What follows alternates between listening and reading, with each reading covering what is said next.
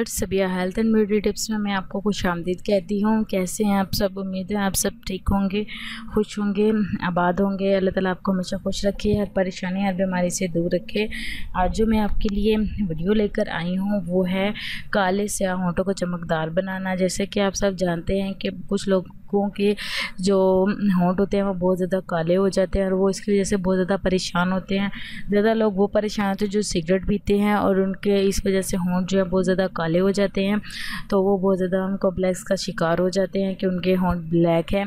और सब लोग फील करते हैं कि इनके होंठ ब्लैक हैं या फ़लाँ के होंठ ब्लैक हैं। तो आप प्लीज़ दिल छोटा ना करें, मायूस मत हों। इंशाल्लाह ये टिप यूज़ करें। इंशाल्लाह 3 दिन के इस्तेमाल से आप अपने होंठों पे वाज़ेह फ़र्क फ़ील करेंगे।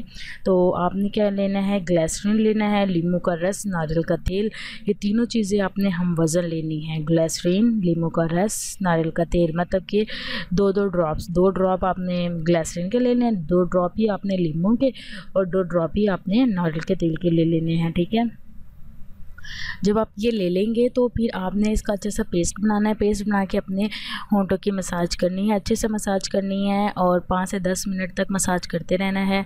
और अगर रात को लगा के सो जाएंगे आप तो ज़्यादा बेहतर है, ज़्यादा इफ़ेक्ट होगा, आपको ज़्यादा इसके अच्छे रिज़ल्ट हासिल होंगे।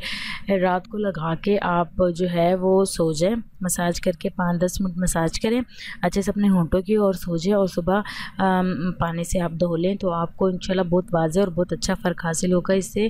और अगर आप रात को नहीं लगा सकते, आपको उलझन होती है या कोई प्रॉब्लम है, तो आप इसको दिन में किसी भी टाइम लगा लें और लगा के आधा घंटे के लिए छोड़ दें। आधे घंटे बाद अपना जो है वो फेस, अपने होंठों को साफ़ कर लें। इंशाल्लाह इससे आपके होंठ पिंक भी हो जाएंगे, प्यारे भी हो जाएंगे और आपकी जो स्याही है होंठों की, जो उसका कालापन है वो भी दूर हो जाएगा इंशाल्लाह। लाजमी मुझे बताइएगा कि आपको मेरी वीडियो कैसी लगी और मेरा चैनल ज़रूर सब्सक्राइब कीजिएगा, मेरी वीडियोस को लाइक कीजिएगा और दूसरों तक भी पहुंचाने की कोशिश कीजिएगा। Thank you so much and अल्लाह हाफिज़।